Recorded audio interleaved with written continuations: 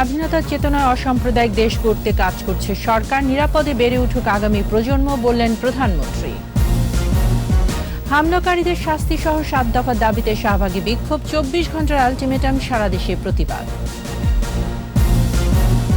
পীরগঞ্জে সাম্প্রদায়িক হামলার ঘটনায় ২ মামলা, গ্রেপ্তার ৪৫, দুষ্কৃতিকারীরা চিহ্নিত, বললেন স্বরাষ্ট্রমন্ত্রী। নেপথ্যের ষড়যন্ত্রকারীদের মুখোশ উন্মোচন করতে হবে বলেছেন বিশিষ্টজনরা, বিচারিক কাঠামো পরিবর্তনের পরামর্শ। মহামারী করোনা সংক্রমণ ঠেকাতে এবার আসছে মুখে খাওয়ার ওষুধ, মৃত্যু ঝুঁকি নামবে অর্ধেকে।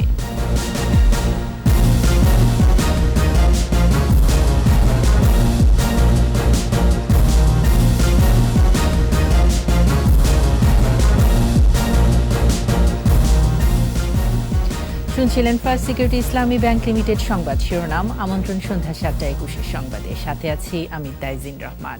দর্শক, ২১ টেলিভিশনের সংবাদ একই সাথে সরাসরি দেখতে পাবেন আমাদের ফেসবুক পেজ www.facebook.com/2124 অনলাইনে। এছাড়া সংবাদে আরও থাকছে। দুবলাচরে ঐতিহ্যবাহী রাস মেলা, ২০০ বছর ধরে সামাজিক সম্প্রতির স্মারক।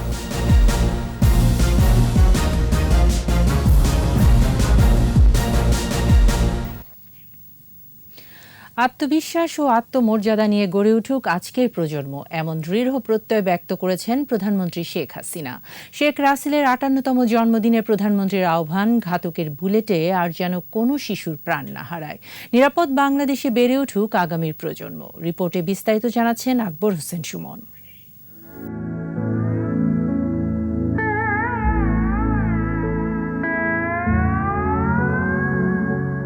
প্রথমবারের মতো রাষ্ট্রীয় উদ্যোগে শেখ রাসেল জাতীয় দিবস উদযাপন।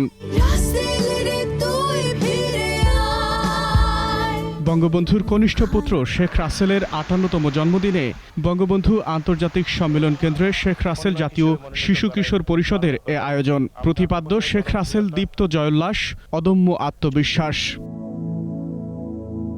গণভবন থেকে যুক্ত হন প্রধানমন্ত্রী শেখ হাসিনা। আদরের ছোট ভাইয়ের জন্মদিনে আনন্দ বেদনার মহাকাব্য স্মৃতি কাতর করে তাকে তুলে ধরেন শেখ রাসেলকে নিয়ে নানান খুনসুটির গল্প।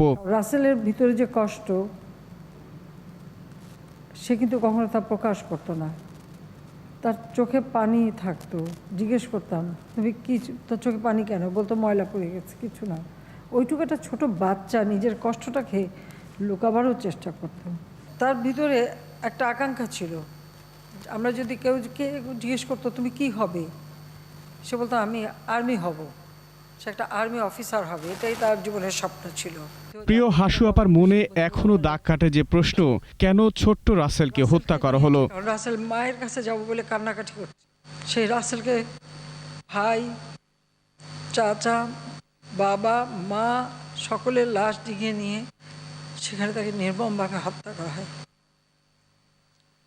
আমার একটাই প্রশ্ন আসে, কেন?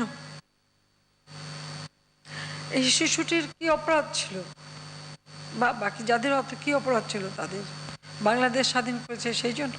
আহ্বান জানান বাংলাদেশের চলার পথে আর যেন ঘাতকের বুলেট কোনো শিশুর জীবন নিতে না পারে, যেন কোনো রকম হত্যা, ষড়যন্ত্র না হয়, বাংলাদেশের মানুষ যেন সুন্দরভাবে বাঁচতে পারে। ঘাতকের বুলেটে আর কোনো শিশুকে যেন এভাবে জীবন দিতে না হয়। আমি সমগ্র জাতির কাছে এই আহ্বানই জানাবো। ৭৫-এর পর বারবার থমকে যাওয়া বাংলাদেশ শান্তিপূর্ণ হোক, নিরাপদ জীবন হোক, এই প্রত্যাশা বঙ্গবন্ধু কন্যা শেখ হাসিনার। আজকে শিশু আগামী দিনের ভবিষ্যৎ, কাজে তাদের নিরাপত্তা দেওয়া। আকবর হোসেন সুমন, ২১ টেলিভিশন, ঢাকা। এর আগে বঙ্গবন্ধুর কনিষ্ঠ পুত্র শেখ রাসেলের ৫৮তম জন্মদিনে বনানী সমাধিতে শ্রদ্ধা নিবেদন করা হয়েছে। ভোরে প্রথমে প্রধানমন্ত্রী শেখ হাসিনার পক্ষ থেকে পুষ্পস্তবক অর্পণ করা হয়। পরে দলের পক্ষ থেকে আওয়ামী লীগ সাধারণ সম্পাদক ওবায়দুল কাদেরের নেতৃত্বে শ্রদ্ধা জানান নেতাকর্মীরা।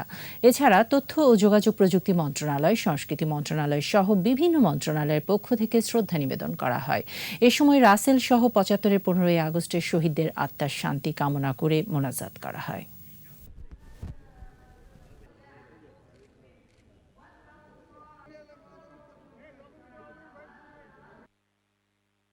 পরিকল্পিতভাবে এই সাম্প্রদায়িক গোষ্ঠী বিএনপির পৃষ্ঠপোষকতা সারা বাংলাদেশে তাণ্ডব করেছে।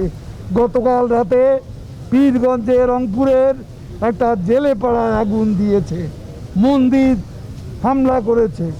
সতর্ক পাহারায় থাকতে হবে। আজকে বাংলাদেশের মুক্তিযুদ্ধকে বাঁচাতে হবে, আর মুক্তিযুদ্ধকে বাঁচাতে হলে এই সাম্প্রদায়িক অপশক্তিকে পরাজিত করতে হবে। বঙ্গবন্ধুর প্রিয় কনিষ্ঠ পুত্র শেখ রাসেল, বিখ্যাত দার্শনিক বার্ট্রান্ড রাসেলের নামে রাখা হয় নাম। বেঁচে থাকলে আজ পা রাখতেন 58 বছরে। 75-এর 15 আগস্টের কালো রাতে মায়ের কাছে যেতে চেয়েছিলেন শিশু রাসেল। রক্তাক্ত বাবা মাকে দেখার পর আকুতি ছিল হাসু আপার কাছে যাওয়ার। ঘাতকের বুলেট নিস্তব্ধ করে দেয় 10 বছর বয়সী একটি মানবিক জীবনকে। বাকিটা জানাচ্ছেন আকবর হোসেন সুমন। 1964 সালের 18 অক্টোবর বঙ্গমাতা শেখ ফজিলাতুন্নেসার কোল আলো করে এলেন বঙ্গবন্ধু শেখ মুজিবুর রহমানের কনিষ্ঠ পুত্র শেখ রাসেল। বিখ্যাত দার্শনিক বার্ট্রান্ড রাসেলের অনুরাগী শেখ মুজিবের মুখে তার দর্শন শাস্ত্র শুনতে শুনতে বেগম মুজিব তার ছোট সন্তানের নাম রাখেন রাসেল। প্রিয় হাসু আপা সহ 5 ভাই বোনের মধ্যমণি। পড়তেন ইউনিভার্সিটি ল্যাবরেটরি স্কুলে। সহপাঠীদের কাছে নেতৃত্ব গুণে রাসেল ছিলেন সবার প্রিয়। খুব অল্প সময় পিতার স্নেহ পেয়েছেন রাসেল। পরিবারের সঙ্গে কাটানো দুর্লভ মুহূর্তগুলোই শুধু ইতিহাস বয়ে নিয়ে যায়। রাষ্ট্রীয় সফরগুলোতে পিতার একান্ত সান্নিধ্যে রাসেল দেখেছেন বঙ্গবন্ধুর আদর্শ আর পাহাড়সম ব্যক্তিত্ব। 1975 সালের 15 আগস্ট। রাসেলের বয়স মাত্র 10। 32 নম্বরের রক্তাক্ত সেই ভোরে তার আকুতি ছিল মায়ের কাছে যাব, অথচ বাবা মা সহ প্রিয়জনের নিথর দেহগুলো দেখতে দেখতে নৃশংস ঘাতকের গুলিতে উড়ে গেল রাসেলের মাথার খুলি।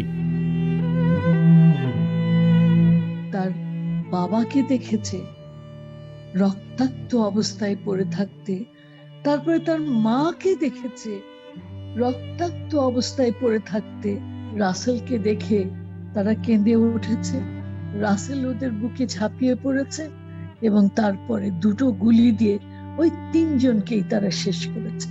যারা মানুষ না, তারাই ওরকম কাণ্ড ঘটাতে পারে। ছোট্ট রাসেলের অকৃত্রিম ব্যক্তিত্বে বঙ্গবন্ধুর ছাপ স্পষ্ট ছিল বলেই ভয় ছিল ঘাতকের। বঙ্গবন্ধু রাজনীতি করতেন, যেটা বলা হলো ঠিক আছে, রাজনীতিতে অনেক কু হয়, অনেক হত্যা হয়, অনেক কিছু হয়, কিন্তু ওই ছোট্ট বাচ্চাটা কি করেছে? নতুন যে বউ, একজন বোধহয় 15 দিন আগে এসছে, আরেকজন হয়তো কিছুদিন আগে বা পরে। তাদের কি দোষ ছিল? সবাইকে বঙ্গমাতার কি দোষ ছিল? বেঁচে থাকলে হয়তো রাসেলই হতেন আজকের উন্নয়ন যাত্রার অগ্রসেনানী। আকবর হোসেন সুমন, 21 টেলিভিশন, ঢাকা। সাম্প্রদায়িক হামলার ঘটনায় ফুঁসে উঠেছে দেশ। চলছে বিক্ষোভ মিছিল, মানববন্ধন, প্রতিবাদ সমাবেশ। জড়িতদের বিচারে 24 ঘন্টার আলটিমেটাম দিয়ে 7 দফা দাবি এসেছে ঢাকার শাহবাগের এক বিক্ষোভ সমাবেশ থেকে। এছাড়া দেশের বিভিন্ন জেলায় রাস্তায় নেমেছে সর্বস্তরের মানুষ। 21-এর প্রতিনিধিদের সহায়তায় রত্না জামানের রিপোর্ট। আবারও প্রতিবাদ মুখর শাহবাগ।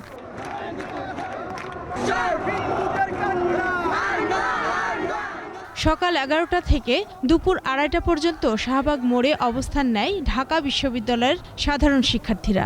বৃষ্টি উপেক্ষা করে সাম্প্রদায়িক হামলার প্রতিবাদে সড়ক অবরোধ করে তারা।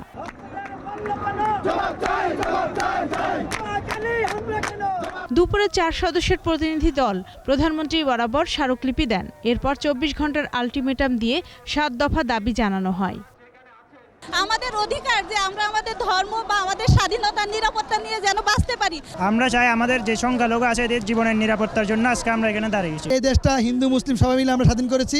আমরা আজকে এই দিনের জন্য আমরা প্রস্তুত ছিলাম না। যে আন্দোলন আমরা আপাতত 24 ঘন্টা সময় দিচ্ছি এবং এই আলটিমেটামের মধ্যে যদি আমাদের দাবি মেনে নেওয়া হয় এবং এর মধ্যে যদি সারা বাংলাদেশে যদি অন্য কোথাও হামলা ভাঙচুর কিংবা এই ধরনের সহিংসতার ঘটনা হয় তাহলে আমরা তাৎক্ষণিক ব্যবস্থা নিব। হিন্দু সম্প্রদায়ের বাড়িঘরে আগুন ও মন্দিরে হামলার প্রতিবাদে বিক্ষোভ সমাবেশ করেছে চট্টগ্রামের নাগরিক সমাজ। বৃষ্টি উপেক্ষা করে গোপালগঞ্জ টুঙ্গিপাড়া সড়কে মানববন্ধন করেছেন গোপালগঞ্জ শেখ মুজিবুর রহমান বিজ্ঞান ও প্রযুক্তি বিশ্ববিদ্যালয়ের শিক্ষার্থীরা। বরগুনা প্রেস ক্লাব চত্বরে মানববন্ধন ও প্রতিবাদ সমাবেশ হয়। পরে শহরে মিছিল বের হয়। পরে জেলা প্রশাসকের মাধ্যমে প্রধানমন্ত্রী বরাবর স্মারকলিপি দেন আন্দোলনকারীরা। নেককারজনক কাজের জন্য আমরা এই নিন্দা জ্ঞাপন করছি। দিনাজপুর প্রেস ক্লাবের সামনে মানববন্ধন ও প্রতিবাদ সমাবেশ হয়। পরে জেলা প্রশাসকের মাধ্যমে প্রধানমন্ত্রী বরাবর স্মারকলিপি দেয়া হয়। চুয়াডাঙ্গায় বড়বাজার শহীদ হাসান চত্বরে মন্দির ভাঙচুরের প্রতিবাদে মানববন্ধন করেছে আন্তর্জাতিক কৃষ্ণ ভাবনামৃত সংঘ।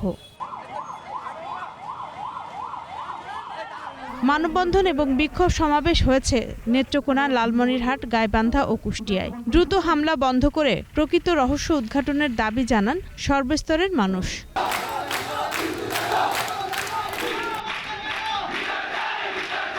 রত্না জামান, 21 টেলিভিশন।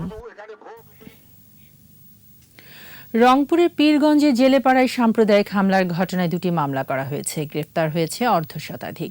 বিভিন্ন স্থানে অভিযান শুরু করেছে আইনশৃঙ্খলা বাহিনী। ঘটনায় জড়িতদের চিহ্নিত করা হয়েছে বলে জানিয়েছেন স্বরাষ্ট্রমন্ত্রী। ক্ষতিগ্রস্তদের পুনর্বাসন সহ সব ধরনের মানবিক সহায়তা করা হবে বলে জানান তিনি। প্রতিনিধিদের সহায়তায় সাইদুল ইসলামের রিপোর্ট। জ্বলেপুরে খার বসত ভিটা। সাম্প্রদায়িক হামলায় ক্ষত পীরগঞ্জের জেলেপাড়া। অন্তত 30টি বাড়িঘরে আগুন ও ভাঙচুরের ঘটনা ঘটে। লুট করা হয়েছে জীবনের শেষ সম্বল। এ ঘটনায় এখন পর্যন্ত 2টি মামলা হয়েছে। ঘটনাস্থল পরিদর্শন শেষে যারা জড়িত তাদের আইনের আওতায় আনার কথা জানিয়েছে স্থানীয় প্রশাসন। দোষীদের গ্রেফতারে চলছে অভিযান। যারা এই কাজগুলো করেছে প্রত্যেকের পরতে পরতে হিসাব দেওয়া হবে, যে কাজগুলো করেছে সেটার জবাবদিহি করতে হবে। আমাদের সকল আইন শৃঙ্খলা রক্ষাকারী বাহিনী, ম্যাজিস্ট্রেট ওরা এখানে রয়েছে। ওনারা রাত থেকে কাজ শুরু করেছেন তাদেরকে ধরার জন্য কিভাবে শাস্তির আওতায় আনা যায়। এদিকে সচিবালয়ে স্বরাষ্ট্রমন্ত্রী বলেন, সামাজিক যোগাযোগ মাধ্যমে গুজব ছড়িয়ে সম্প্রীতির বন্ধনকে বিনষ্ট করার অপচেষ্টা করেছে দুষ্কৃতিকারীরা। আমাদের নিরাপত্তার যত ধরনের ব্যবস্থা আমরা সেখানে গ্রহণ করেছি, কিন্তু এই ঘটনাটি আকস্মিকভাবে এই দুষ্কৃতিকারীরা ঘটনাটি ঘটিয়ে ফেলে। আমরা তাৎক্ষণিকভাবে এলাকার জনগণের সহায়তা 45 জনকে আমরা ধরেছি। কুমিল্লার ঘটনা সুপরিকল্পিত ও উদ্দেশ্যমূলক বলেও মন্তব্য করেন স্বরাষ্ট্রমন্ত্রী। কুমিল্লার ঘটনাটা একটা সাজানো ঘটনা। আমি আবারও বলছি, কোনো সম্প্রদায়ের লোক অন্য সম্প্রদায়ের একটা ধর্মগ্রন্থ এনে অপমান করবে, এই ধরনের মন মানসিকতা বাংলাদেশের মানুষের নেই। ক্ষতিগ্রস্তদের পুনর্বাসন সহ সব সহযোগিতা করার কথা জানিয়েছেন স্বরাষ্ট্রমন্ত্রী। বলেন, জেলা প্রশাসনের মাধ্যমে তাদের সর্বোচ্চ সহায়তা করা হবে। তাদের বাড়িঘর নির্মাণের জন্য মাননীয় প্রধানমন্ত্রী নির্দেশনা দিয়ে দিয়েছেন। টিন, কাঠ, নগদ অর্থ যা যা প্রয়োজন হয় আমাদের মাননীয় প্রধানমন্ত্রীর নির্দেশনায় সেগুলোই করা হয়ে যাবে। রংপুর ও কুমিল্লার ঘটনার সাথে পুলিশ প্রত্যাহারের কোনো সম্পর্ক নেই উল্লেখ করে তিনি আরো বলেন, এটি রুটিন কাজের অংশ। বদলি হবে, 2 বছর হয়ে গেলে বদলি হয়। আমার মনে হয় এর সঙ্গে এই সমস্ত ঘটনার কোনো যোগসাজশ নেই। এদিকে কুমিল্লার ঘটনার সাথে জড়িতদের আইনের আওতায় আনার দাবি জানিয়েছে ঢাকা বিশ্ববিদ্যালয়ের শিক্ষক সমিতি। সকালে কুমিল্লার ঘটনাস্থল পরিদর্শন শেষে তারা এ দাবি জানান। অপরাধীদেরকে খুঁজে বের করে শাস্তির আওতায় না নিয়ে আসতে পারি, তাহলে এই ধরনের ঘটনাগুলো কিন্তু ঘটতে থাকবে। সাইদুল ইসলাম, 21 টেলিভিশন, ঢাকা। সাম্প্রদায়িক হামলার নেপথ্য ষড়যন্ত্রকারীদের চিহ্নিত করেও শাস্তির দাবি জানিয়েছেন বিশিষ্টজনরা। একই সঙ্গে রাজনৈতিক দলের সাম্প্রদায়িক অপশক্তির অনুপ্রবেশ বন্ধ করার তাগিদ দিয়েছেন তারা। বিচারের দীর্ঘসূত্রিতা সুরাহা করতে প্রয়োজনে আইনি কাঠামো বদলানোর পরামর্শ তাদের। জসিম জুয়েলের রিপোর্ট। ঘটনার শুরু কুমিল্লায়, এরপরে সাম্প্রদায়িক সহিংসতা ছড়িয়ে পড়ে নোয়াখালী, চাঁদপুর, চট্টগ্রাম, রংপুর সহ দেশের বিভিন্ন স্থানে। বেশ কিছু পূজা মণ্ডপে হামলা ও ভাঙচুরের ঘটনা ঘটে। সাম্প্রতিক ঘটনায় তাৎক্ষণিকভাবে বিভিন্ন জায়গা থেকে প্রতিবাদ ও নিন্দা আসলেও সুশীল সমাজ অনেকটাই নীরব। রাজনৈতিক দলগুলো বক্তৃতা বিবৃতির বাইরে বৃহত্তর কোনো কর্মসূচি ঘোষণা করেনি। সাম্প্রদায়িক শক্তির জন্য এই পরিস্থিতি খুবই উর্বর বলে মনে করেন বিশেষজ্ঞরা। বিশিষ্ট সাংবাদিক ও রাজনৈতিক বিশ্লেষক আবেদ খান বলেন, ধর্মের অজুহাতে একটি গোষ্ঠী এখনও বাংলাদেশকে সাম্প্রদায়িক রাষ্ট্রে পরিণত করার চেষ্টা করছে। আর ঢাকা বিশ্ববিদ্যালয়ের সাবেক উপাচার্য মশা আরফিন সিদ্দিক মনে করেন, নেপথ্যের ষড়যন্ত্রকারীদের চিহ্নিত করে শাস্তি দিতে হবে। এই সাম্প্রদায়িক গোষ্ঠী এখন আর একটা জায়গায় অবস্থান করছে না, তারা বিভিন্ন রাজনৈতিক দলের ভেতরে অনুপ্রবেশ করেছে। অপরাধের শাস্তি যদি না হয়, অপরাধীকে যদি চিহ্নিত করে দৃষ্টান্তমূলক শাস্তির আওতায় না আনা যায়, তাহলে অপরাধ কখনো দমানো যায় না, অপরাধ কমানোও যায় না। আজকে রুখে দাঁড়ানোর সময় এসছে। এই কতিপয়কে পরাস্ত করা কোনো কঠিন ব্যাপার নয়। এটাকে সংঘবদ্ধভাবে মোকাবেলা করতে হবে। আমাদের সামাজিক শক্তিটা যত দুর্বল হবে, অসামাজিক শক্তি ততই বেশি প্রবল হবে। খোলস বদলে বিভিন্ন দলে সাম্প্রদায়িক অপশক্তি আশ্রয় নিচ্ছে। বিশেষজ্ঞরা বলছেন, রাজনৈতিকভাবে এদের চিহ্নিত ও প্রতিহত করতে না পারলে সমাজের সর্বস্তরে শেকড় বিস্তৃত করবে। কোনো ধর্মেই বলা হয়নি যে অন্য ধর্মের মানুষকে অসম্মান করা বা অন্য ধর্মকে অসম্মান করা। আমার মনে হয় যারা এই কাজগুলো করেছে বা করে থাকে, তারা মানুষরূপী অমানুষ। এই অমানুষদেরকে চিহ্নিত করে দৃষ্টান্তমূলক শাস্তির আওতায় আনা এটা সরকারের দায়িত্ব। প্রতিরোধ করার চেষ্টা করা সেটা কিন্তু এই দেশের সকল রাজনৈতিক দলেরই দায়িত্ব। আমাদের দেখতে হবে যে এই অনুপ্রবেশকারীদের যারা ঢুকিয়েছে তারা কারা, অর্থাৎ মূল ষড়যন্ত্রের যে জায়গাটা, সেই ষড়যন্ত্রটাকে নস্যাৎ করতে গেলে সূত্রটাকে এবং শেকড়টাকে ভাঙতে হবে। আমাদের সেই শেকড় উপড়ানোর কাজটা জরুরি এবং আমরা সেই কাজটি করব। পূর্ববর্তী সাম্প্রদায়িক হামলার ঘটনাগুলোতে বিচারিক দীর্ঘসূত্রিতা শাস্তি না হওয়ায় এ ধরনের ঘটনা বাড়ছে বলেও মনে করেন তারা। জসিম জুয়েল, 21 টেলিভিশন, ঢাকা। করোনায় দেশে 24 ঘন্টায় মৃত্যু হয়েছে 10 জনের, একদিনে কমেছে মৃতের সংখ্যা। স্বাস্থ্য অধিদপ্তরের তথ্য অনুযায়ী দেশের 831টি ল্যাবে 24 ঘন্টায় 18,812 জনের নমুনা পরীক্ষায় শনাক্ত 339 জন। এ পর্যন্ত মোট শনাক্ত 15,65,827 জন। এ পর্যন্ত পরীক্ষা হয়েছে 1,01,00,000-এরও বেশি। করোনায় এ পর্যন্ত প্রাণ হারিয়েছে 27,778 জন। মৃত্যুহার 1.77%, শনাক্তের হার 1.80 এবং সুস্থতার হার 97.61%।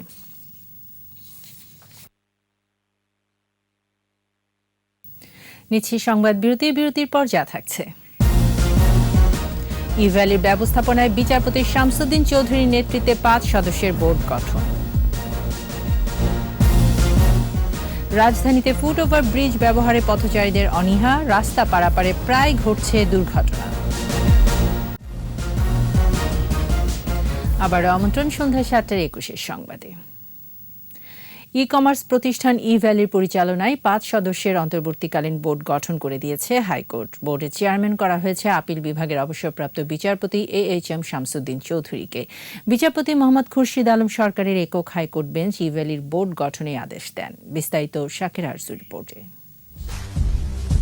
সস্তায় পণ্য সরবরাহের প্রতিশ্রুতি দিয়ে হাজারো গ্রাহকের কাছ থেকে শত শত কোটি টাকা নিয়েছে ই কমার্স প্রতিষ্ঠান ইভ্যালি। কিন্তু পণ্য দিচ্ছেন না প্রতিষ্ঠানটি, গ্রাহকও ফেরত পাচ্ছেন না অর্থ। এমন পরিস্থিতিতে অর্থ ফেরত পেতে রাস্তায় নামেন প্রতারিত গ্রাহকরা। এতে দেশজুড়ে আলোচনা সমালোচনার ঝড় ওঠে। দায়ের হয় মামলা, গ্রেফতার হন ইভ্যালির প্রধান নির্বাহী কর্মকর্তা ও তার স্ত্রী। এক পর্যায়ে বিষয়টি উচ্চ আদালতে গড়ায়। কয়েক দফা শুনানি শেষে ইভ্যালির ব্যবস্থাপনায় নতুন বোর্ড গঠনের আদেশ দিলেন আদালত। আপিল বিভাগের অবসরপ্রাপ্ত বিচারপতি AHM শামসুদ্দিন চৌধুরীকে চেয়ারম্যান গঠন করা হলো 5 সদস্যের নতুন বোর্ড। একজন প্রাক্তন বিচারপতি, 2 জন হচ্ছে গিয়ে সচিব মহোদয়, একজন চার্টার সেক্রেটারি আর আরেকজন জুরিস্ট।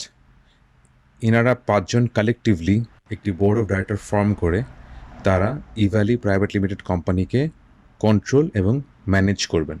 গ্রাহকদের স্বার্থ রক্ষা ও অর্থ পরিশোধে কাজ করবে বলে জানিয়েছেন নবগঠিত বোর্ডের চেয়ারম্যান।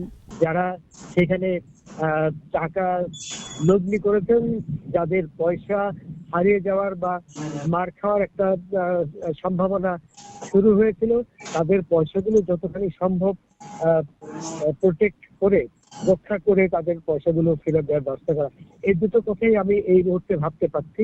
আদেশের কপি পাওয়ার পর বৈঠকে বসবে নতুন বোর্ড। টাকাগুলো কোথায় কিভাবে আছে সবকিছু বুঝে নেবেন বোর্ডের সদস্যরা। এমনই আদেশ হাইকোর্টের। 1 মাসের মধ্যে হাইকোর্টে দাখিল করতে হবে প্রতিবেদন। কোনোভাবে এটাকে সামনে চালিয়ে নেওয়া যায় কিনা সেটার কোনো প্রসপেক্ট বা এটা কোনোভাবে কন্টিনিউ করা যায় কিনা সেটা দেখা, এবং যদি সেটা আলটিমেটলি করা যায় তাহলে হয়তোবা একটা অন্য ধরনের সিদ্ধান্ত হতে পারে।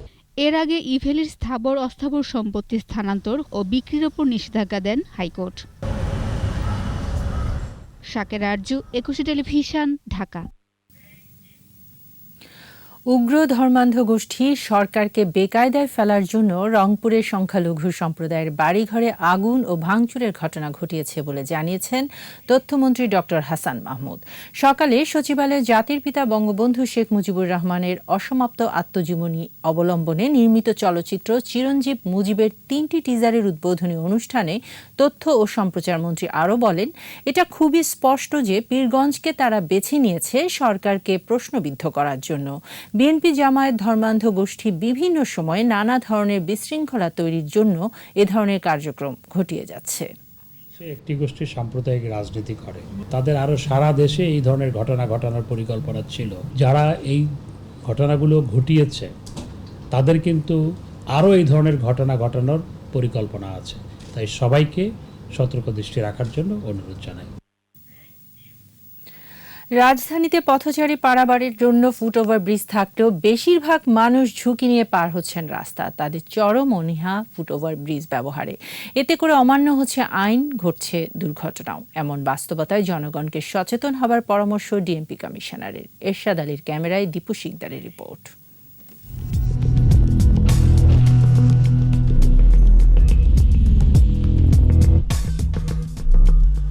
নগরীর অন্যতম ব্যস্ত এলাকা মৎস্য ভবন মোড়। পথচারী পারাপারের জন্য এই ফুটওভার ব্রিজ একরকম খালি। হাতে গোনা কিছু পথচারী পার হন এর উপর দিয়ে। নিচে রাস্তায় চলাচলরত যানবাহনের সামনে দিয়ে হর হামেশা পার হচ্ছে পথচারীরা। ওই দিকে দিয়ে এখন একটু সময় বেশি লাগবে, এখান থেকে একটু তাড়াতাড়ি আসবে। আমরা সবসময় শর্টকাট খুঁজি, এর জন্যই আমরা নিজে দিয়ে চলে আসি। যারা তাড়াতাড়ি যেতে চায় তারা তো ফুটওভার ব্রিজ ব্যবহার করে না। সেখান থেকে কিছু দূর এগোলেই আরেক ব্যস্ত এলাকা সায়েন্স ল্যাব মোড়। সেখানের ফুটওভার ব্রিজটিতে মানুষের চলাচল তুলনামূলকভাবে বেশি। তবে নিচে জীবনের ঝুঁকি নিয়ে আইনের তোয়াক্কা না করেই যে যেভাবে পারছেন পার হচ্ছেন রাস্তা। এই নিয়ে রয়েছে মিশ্র মন্তব্য। ফুটওভার ব্রিজটা ব্যবহার করছেন না কেন? নেক্সট টাইমে করব। ফুটওভার ব্রিজ এই দিকে আবার অ্যাঙ্গেলে দিয়ে পার হয়ে যেতে হবে। তাড়াহুড়ার কারণে চলে আসা। কে রিকোয়েস্ট করলেও ফুটওভার ব্রিজ ব্যবহার করে না। বুয়েটের অ্যাক্সিডেন্ট রিসার্চ ইনস্টিটিউট ARI এর তথ্য অনুযায়ী 2020 সালে ঢাকা শহরে সড়ক দুর্ঘটনা ঘটে 186টি। এতে 201 জন নিহত ও 324 জন আহত হয়েছেন। এর মধ্যে 82টি দুর্ঘটনায় আহত হয়েছেন পথচারীরা। প্রাণহানি 80 জনের, আর আহত হয়েছেন 30 জন পথচারী।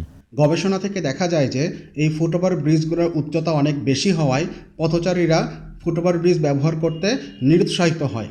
এছাড়াও যে সিঁড়ি বেয়ে ফুটওভার ব্রিজটার উপরে উঠবে সেটাও অনেক বেশি খাড়া। পথচারীদের বিশৃঙ্খল রাস্তা পারাপার ঠেকাতে পুলিশের চেষ্টা থাকলেও রাজধানীর অনেক জায়গাতেই আবার শিথিলতা দেখা গেছে আইন প্রয়োগে। ঢাকা মেট্রোপলিটন পুলিশ কমিশনার বলছেন, লকডাউন প্রত্যাহারের পর মানুষের চলাচল বেড়েছে। ধীরে ধীরে আইন প্রয়োগেও সক্রিয় হয়ে উঠছে পুলিশ। ফুটওভার ব্রিজ ব্যবহারের বিষয়টি পুলিশ আগে মাঝে মাঝে যে অভিযান পরিচালনা করতো সেটি শিথিল আছে। এখন আবার মানুষজনের রাস্তায় চলাচল বেড়েছে, এখন আমরা এই দিকে নজর দেব। আসলে মানুষের ভিতরে মানসিকতায় যদি পরিবর্তন না হয় তাহলে পুলিশ দিয়ে আপনি কোনোভাবে ফুটওভার ব্রিজ ব্যবহারে মানুষকে বাধ্য করতে পারবেন না। পথচারীদের যত্রতত্র পারাপার ঠেকাতে স্কাউট, বিএনসিসি ও স্বেচ্ছাসেবীদের সমন্বয়ে উদ্যোগ গ্রহণের পরামর্শ সংশ্লিষ্টদের। দীপু শিকদার, 21 টেলিভিশন, ঢাকা। এবার আমাদের বিশেষ আয়োজন আমার বাংলা।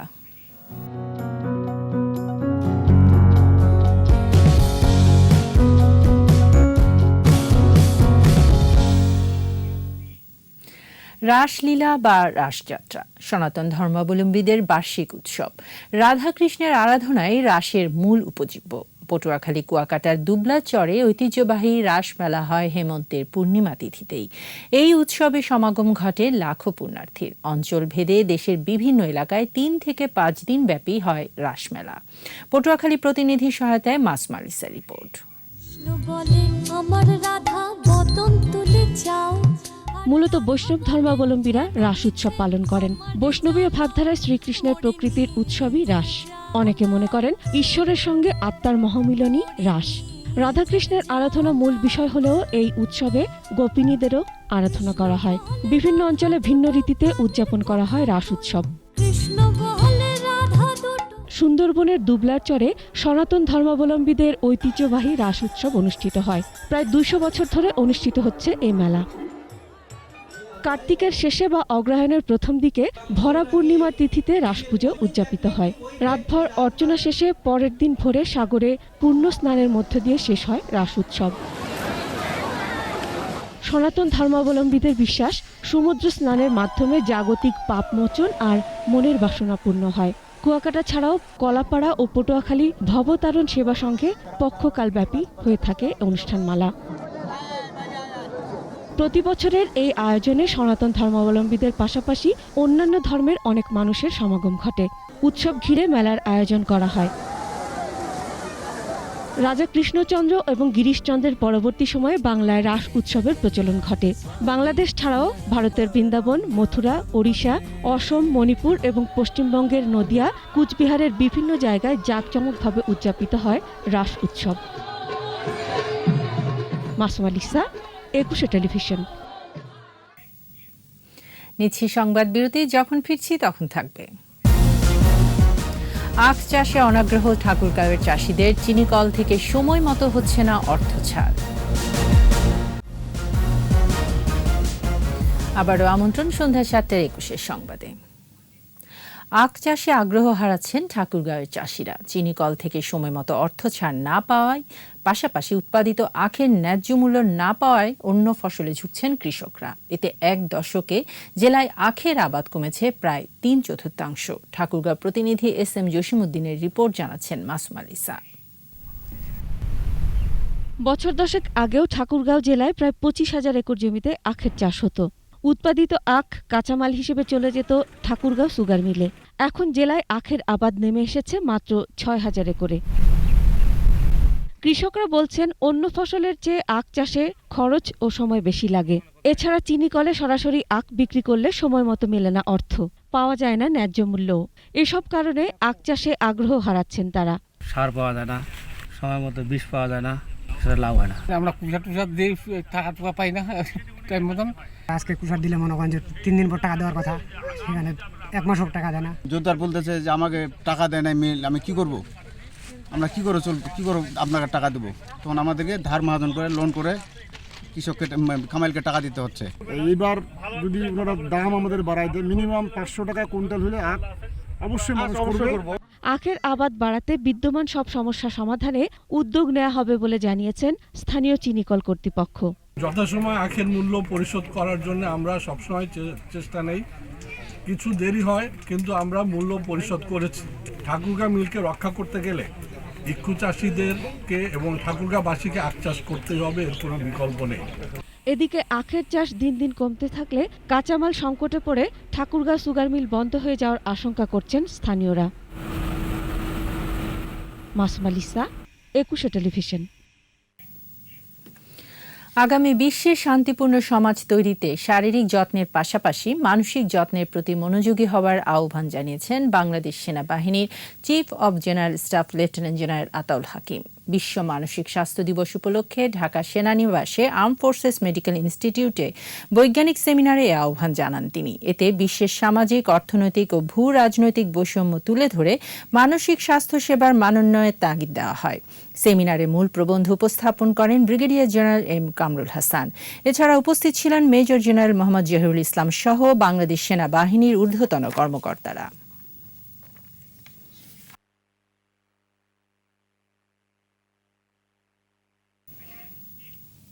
এবার সোশ্যাল ইসলামী ব্যাংক লিমিটেড বাণিজ্য সংবাদ।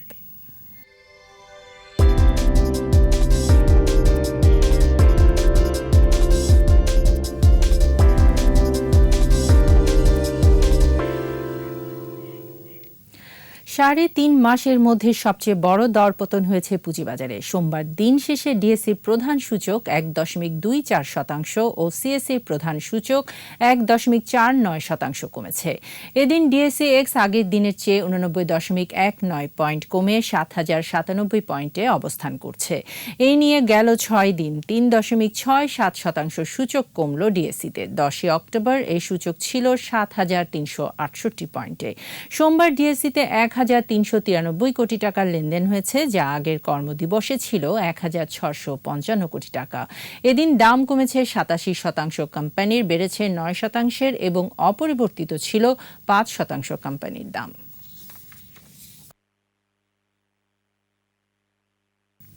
আর এরই সাথে শেষ করছি সন্ধ্যা 7:21 সংবাদ। যাবার আগে ফার্স্ট সিকিউরিটি ইসলামী ব্যাংক লিমিটেড সংবাদ শিরোনামগুলো জানিয়ে দিচ্ছি আরও একবার। স্বাধীনতার চেতনায় অসাম্প্রদায়িক দেশ গড়তে কাজ করছে সরকার, নিরাপদে বেড়ে উঠুক আগামী প্রজন্ম, বললেন প্রধানমন্ত্রী। হামলাকারীদের শাস্তি সহ 7 দফা দাবিতে শাহবাগে বিক্ষোভ, 24 ঘন্টার আলটিমেটাম, সারা দেশে প্রতিবাদ। পীরগঞ্জে সাম্প্রদায়িক হামলার ঘটনায় 2 মামলা, গ্রেফতার 45, দুষ্কৃতিকারীরা চিহ্নিত, বললেন স্বরাষ্ট্রমন্ত্রী। নেপথ্যের ষড়যন্ত্রকারীদের মুখোশ উন্মোচন করতে হবে, বলেছেন বিশিষ্টজনরা, বিচারিক কাঠামো পরিবর্তনের পরামর্শ। মহামারী করোনা সংক্রমণ ঠেকাতে এবার আসছে মুখে খাওয়ার ওষুধ, মৃত্যু ঝুঁকি নামবে অর্ধেকে।